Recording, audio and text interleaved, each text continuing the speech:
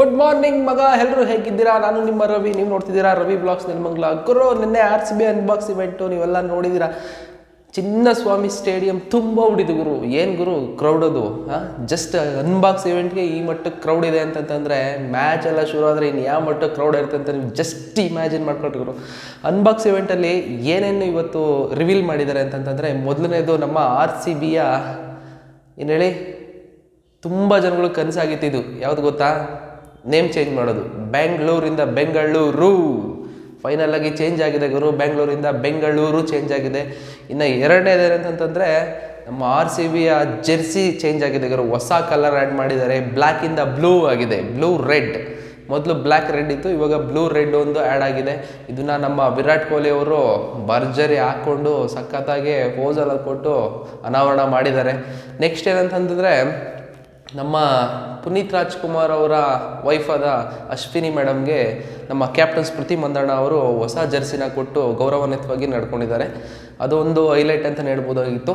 ಈ ಸತಿ ಏನಾದರೂ ನಮ್ಮ ಪುನೀತ್ ಸರ್ ಇದ್ದಿದ್ದರೆ ಮೋಸ್ಟ್ಲಿ RCB ಅನ್ಬಾಕ್ಸ್ ಇವೆಂಟ್ಗೆ ಅವರೇ ಇರ್ತಿದ್ರೇನೋ. We miss you Appu sir. ಆಗ ನೆಕ್ಸ್ಟ್ ಏನಂತಂದರೆ, ನಮ್ಮ RCBಯ ಮಾಜಿ ಆಟಗಾರರಾದ ವಿನಯ್ ಕುಮಾರ್ ಅವರು ಆಲ್ ಆಫ್ ಫೇಮ್ ಅವಾರ್ಡ್ಗೆ ತೊಗೊಂಡಿದ್ದಾರೆ ಗುರು. ಯಾಕಂತಂದರೆ ತುಂಬ ವರ್ಷದಿಂದ ಲಾಯಲ್ ಆಗಿ ನಮ್ಮ RCBಗೆ ಆಡಿದ್ದಾರೆ.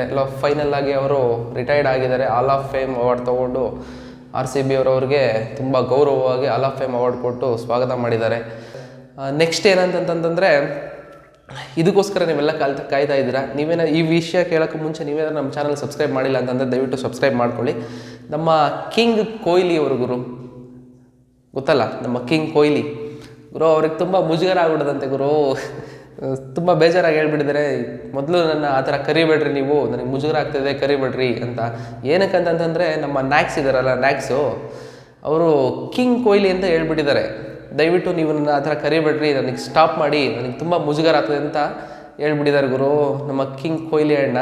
ಅಷ್ಟಕ್ಕೆ ಸುಮ್ಮನಾಗದೆ ನಮ್ಮ ವಿರಾಟ್ ಕೊಹ್ಲಿ ಅವರು ಈ ಸತಿ ಇನ್ನೊಂದು ಭಯಂಕರವಾಗಿ ಸ್ಟೇಟ್ಮೆಂಟ್ ಬೇರೆ ಕೊಟ್ಬಿಟ್ಟಿದ್ದಾರೆ. ಏನಂತಂದರೆ, ಈ ವರ್ಷ RCBಗೆ ಡಬಲ್ ಧಮಾಕ ಆಗಿಬಿಟ್ಟಿದೆ. RCBಗಾಗಿ ಕಪ್ ಗೆಲ್ಲೋದು ನನ್ನ ಗುರಿ, ದೊಡ್ಡ ಕನಸು. ಕಪ್ ಗೆದ್ದರೆ ಇಷ್ಟೊಂದು ಖುಷಿ ಇದೆ. ಕಪ್ ಗೆದ್ಮೇಲೆ ಯಾವ ಥರ ಫೀಲ್ ಸಿಗುತ್ತೆ ಅಂತ ಅದನ್ನು ನಾನು ಅನುಭವಿಸ್ಬೇಕು. ಅದೇ ನನ್ನ ಆಸೆ, ಇದು ಬಹುದೊಡ್ಡ ಆಸೆ. ಈ ವರ್ಷ ಟ್ರೋಫಿ ಡಬಲ್ ಆಗಬೇಕು. ಈ ಥರ ಒಂದು ಸ್ಟೇಟ್ಮೆಂಟ್ ಬೇರೆ ಕೊಟ್ಬಿಟ್ಟಿದ್ದಾರೆ ಕೂಡ ನಮ್ಮ ವಿರಾಟ್ ಕೊಹ್ಲಿ ಅವರು. ಮತ್ತು ಇನ್ನೊಂದು ಏನಂತಂದರೆ, ಕನ್ನಡದಲ್ಲಿ ಒಂದು ಹೇಳಿದ್ದಾರೆ, ಹೊಸ ಅಧ್ಯಾಯ ಶುರು ಗುರು, ಹೊಸ ಅಧ್ಯಾಯ ಶುರು ಮಗ ಅಂತ ಬೇರೆ ಕನ್ನಡದಲ್ಲಿ ಒಂದು ಹೇಳ್ಬಿಟ್ಟಿದ್ದಾರೆ.